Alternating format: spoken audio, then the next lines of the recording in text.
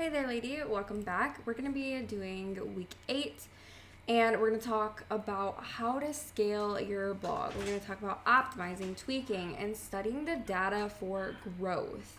So to grow your blog and reach a wider audience, you need to optimize your content, promote your blog, study the data to identify areas of improvement. So here are some tips to scale your blog. Number 1 is understand your audience by conducting regular market research and audience research, creating user personas, and using analytics tools. So you always want to do market research. What is market research?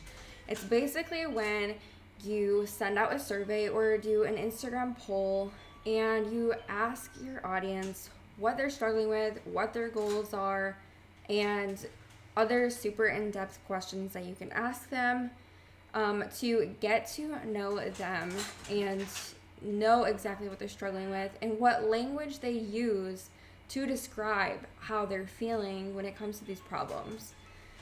So you want to do regular market research. Every offer that you create, you want to do market research. Every page on your website before you write it, you need to do market research before that. Every blog post, you should be doing market research so you can tie in things that that your audience is saying within your blog post, so you can speak to your target audience always. And you're gonna get better at this, and you're gonna need less and less market research. But I still do market research because the industry changes and people struggle with new things all the time. So every so often, before I create programs and before I write some new content on my website or whatever, I'm always going to be doing market research, sending out surveys to my audience, Instagram polling my audience, asking what people are struggling with. I also go on Facebook groups and I see what kind of things that other bloggers are saying within their like the posts that they post in Facebook groups. What questions are they asking? What are they saying that they are struggling with?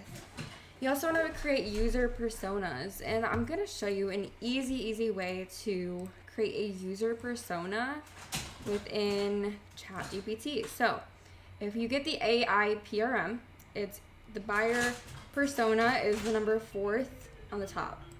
So buyer persona. Now, what does your business sell? So I'm going to say blog coaching, and it's going to generate a user persona for me. So Sarah, 32, she's a blogger, she makes $60,000, she's single, lives alone, and then user description, personal characteristics, creative, analytical, determined, hardworking, and ambitious. She likes to read, write, travel, and trying new restaurants. She's an entrepreneur. Personal development and digital marketing are her interests.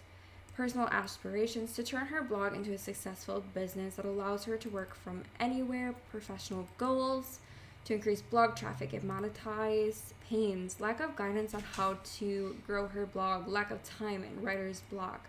Main challenges, needs, dreams, the budget. It literally gives you an in-depth persona on a potential target audience for your offer or whatever you're selling. So utilize ChatGPT for this. It's a very good resource.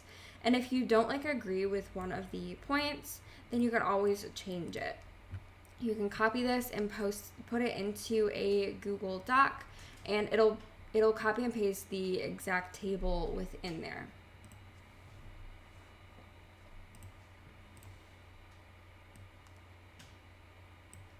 Okay, let's move on.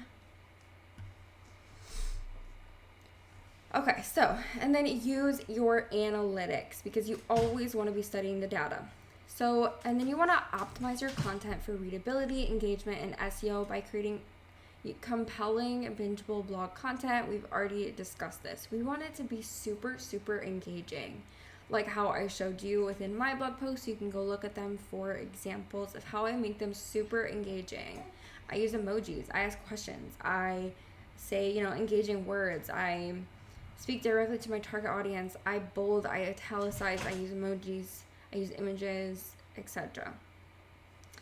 So, if you want to grow your blog, you have to have a valuable, engaging blog content. Like this should be very valuable. It should solve problems that your audience is facing.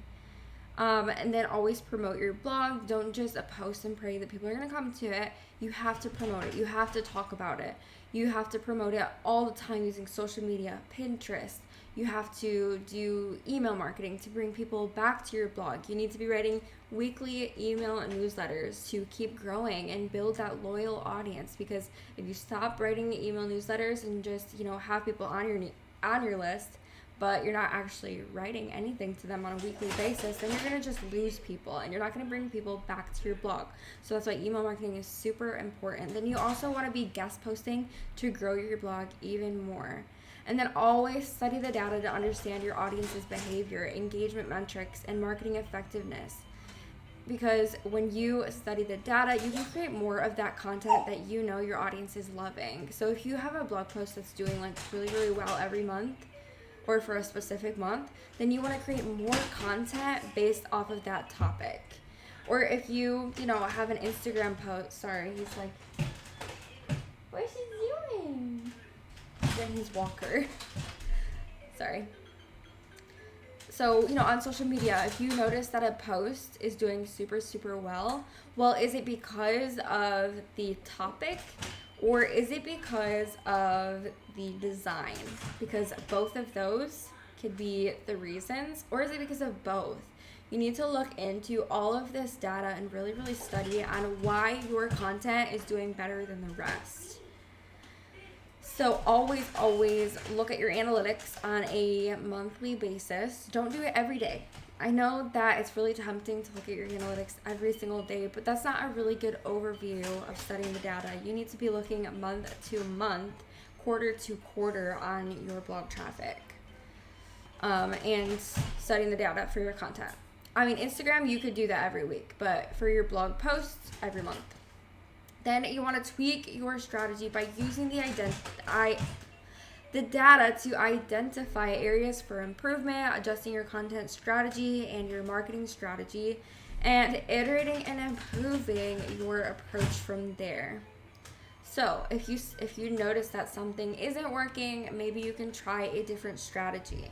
Now, if you don't know how to, look at the data or tweak things, then I'm going to show you in the Blog Monetization Method program, because within this program, I have a whole entire module on this, on how to study the data, on how to study your analytics, on how to scale and grow your blog even further by studying the data and improving where you need to. And I'll also be there to fully support you to tweak things. If you send me something, you can send me, in the Slack messaging, because you get full private support in there. If you send me something like,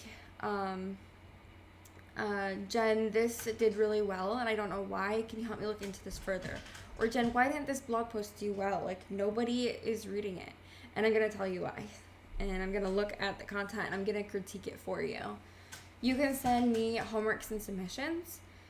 So I have a homework submission method. You can send me any blog post for me to critique and review, dive super deep into how you can improve, what was good, what was bad. I'll just give you all of the honest feedback. Also, you can, get feedback on your website, and I'll give you tweaks from there. So if you want to join the Blog Monetization Method program, this is really gonna show you how to tweak things when things aren't working. So if you have areas in your blog right now that you think that are not working at all, you're not making money, you're not scaling, you're not growing, you don't know why. Is it your content? Is it the design? What is it? Is it the topics that you're talking about because you didn't do enough market research, or what is it? And I'm gonna be super, super honest with you and tell you what it is. And I'm not afraid to be super, super honest and super firm about this, because I want you to improve. I'm not scared to hurt people's feelings, because, if I hold back on saying something, then you're going to be missing out on improving. So I'm always honest, I'm always firm with my answers, and so if you want to join the program, you can below. Now I'm going to see you in the next lesson where we're going to talk about what's next after this action plan.